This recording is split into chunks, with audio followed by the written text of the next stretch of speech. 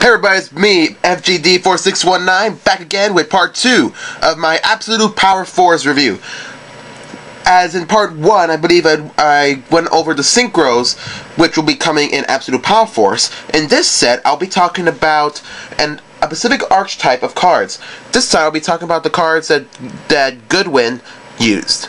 First up, this card is called the Oracle of the Sun. It is a light attribute, spellcaster effect, level 5, 1000 attack, 2000 defense.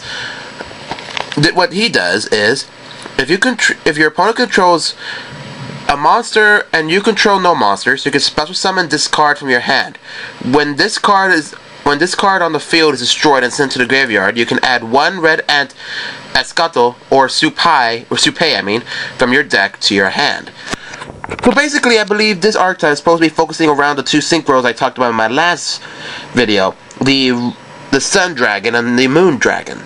In this case, this is basically like a Cyber Dragon and a sorry, I'm a little sick today.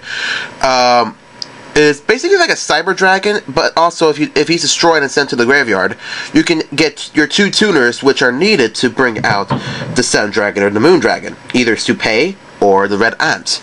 And so that's what he does. Next card, Red Ant Ascato. He is a Earth attribute, Insect Tuner, level 3, 700 attack, 13 defense.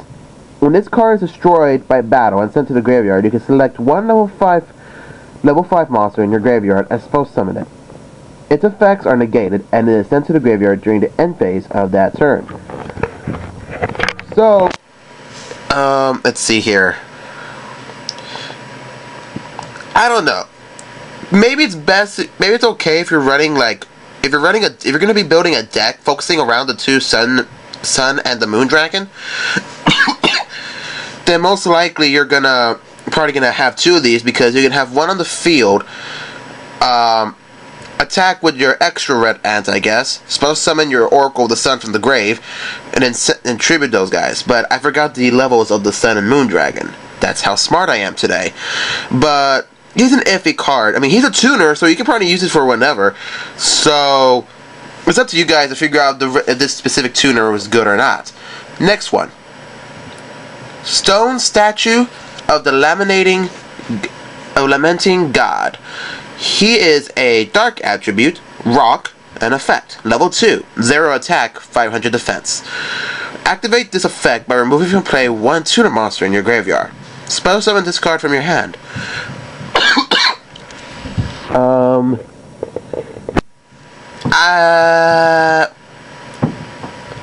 This is another iffy card, only because you need to remove a tuner in order to bring him. You can spell summon him, but maybe if you're trying to do like a full-out synchro deck where you can just remove the tuner you're already synchroed with in the graveyard, and then bring him out, and then normal summon another extra monster or keep on special summoning. But I'll leave it up to you guys to figure out if this guy is another good card in this specific archetype or not.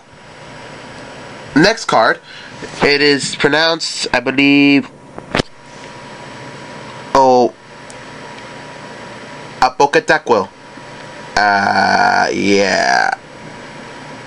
Whatever. I apologize if I'm saying these wrong, folks.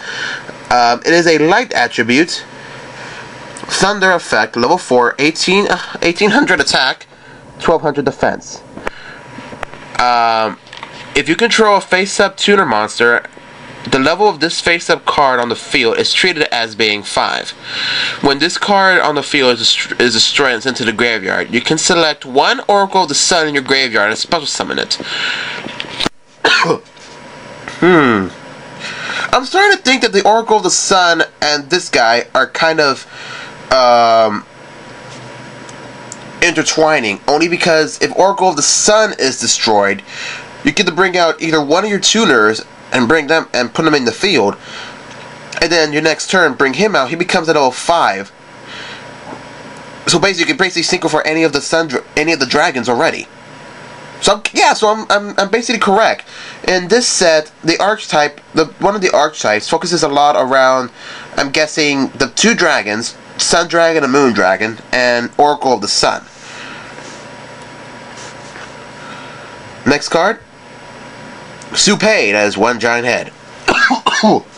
He is a Earth attribute, Fiend, and Tuner. Level 1, 300 attack, 100 defense. When this card on the field is sent to the graveyard by a card effect, you can spell summon one Oracle of the Sun from your deck. Its attack is doubled, and it's returned to its owner's hand during the end phase of this turn. So basically, when he's destroyed by a card effect, you can spell summon one Oracle of the Sun, and it goes from being a 1,000, 2,000 hitter to a full-out 2,000 hitter. That's a pretty good effect. And it returns to your hand at the end of the turn that it was brought out. So it's like when he's destroyed by a card effect, you bring out your Oracle. Your opponent has already a monster in the field. He doesn't attack because maybe he doesn't have a monster strong enough to destroy it.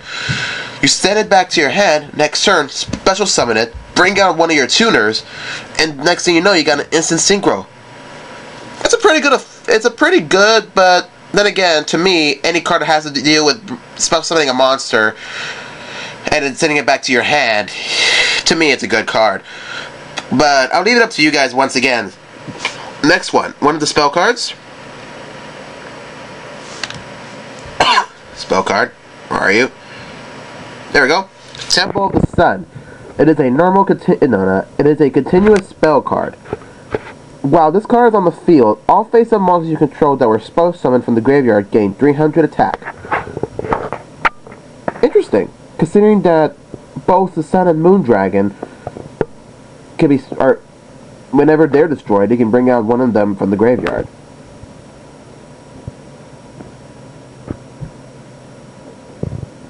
Yeah. Temple of the Sun, it seems like a good card for this set, for this specific selection of cards, considering the fact it focuses a lot on bringing out monsters from your graveyard or from the deck, and then most likely giving them a power boost. Next card, Call of the Death God. It is a normal trap card. Activate only when you spell summon a monster card from your graveyard. Select one Supay or red Ant Ascatl in your graveyard and spell summon it. So yeah, basically the whole deck focuses a lot around the two dragons, only because basically you have your two specific tuners for them, the red Ant and the Supay. And then you have the Oracle of the Sun, which is when it's destroyed and sent to the graveyard, you can spell summon one of them. And then you have your this guy, Apoketequac. Oh wait, let me get this right. Opaquetequil, whatever. Yeah, I think that's how you say it. He gets you can bring when he's sent to the graveyard. You can select one Oracle of the Sun from your graveyard and special summon it.